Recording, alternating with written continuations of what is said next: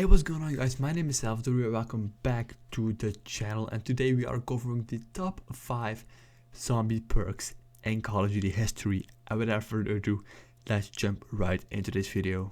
On the number 5 spot, we have Double Tap 2.0. And before all the Double Tap fanboys attack me, please give me 2 minutes to explain myself. Now, Double Tap 2.0 was introduced in Black Ops 2, and of course, to get to a high round, you want a gun with the most damage, and Double Tap 2.0 helps you with that. And yes, Double Tap is a very good perk. It doubles the damage, it increases the fire rate on some weapons, and it lowers the fire cap on some guns, like the Thunder Gun or the Wave Gun. It's always satisfying if you kill a Panzer or a zombie with your last bullet just before reloading, and without Double Tap, you wouldn't be able to kill them with your last bullet.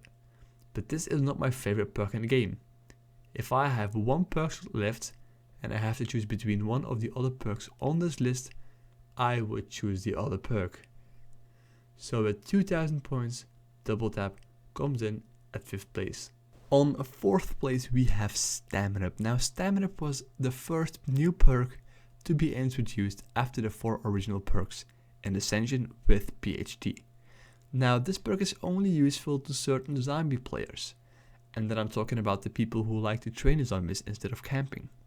This perk is on my number 4 spot because this perk is essential if you want to train the zombies, because it increases your stamina with 7%, so you can sprint longer and faster, and because of that you can outrun the zombies if you're training. And you really notice it, that it's really good once you don't have it anymore. It's also very helpful if you want to revive a teammate when you are playing on big maps like Transit or Mob of the Dead. But when I play Origins, oh man, that moment when you buy Stamina Up, it's like you're just zooming through the map. It's so great, because you're so slow without Stamina Up in the mud. And that is basically why this is one of the best perks. So if you use it correctly, this is very helpful. And by the way, this is also my personal favorite perk in the game. So with 2000 points, Stamina comes in at 4th place.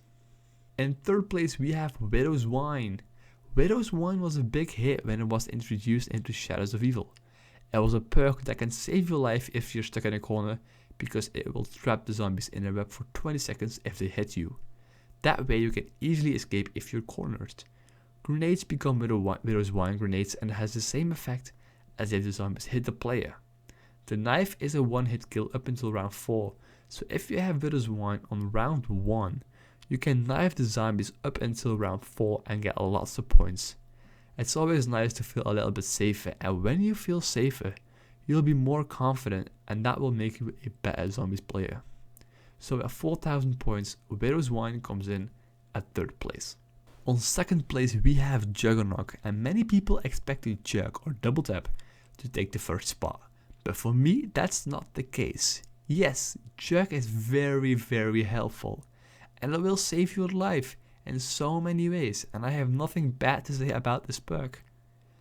If you don't have Jug, it takes 2 hits for you to die, but if you have Jug, it takes 4 hits for you to die. Except in Black Ops 3. In Black Ops 3, that got increased by 1 hit.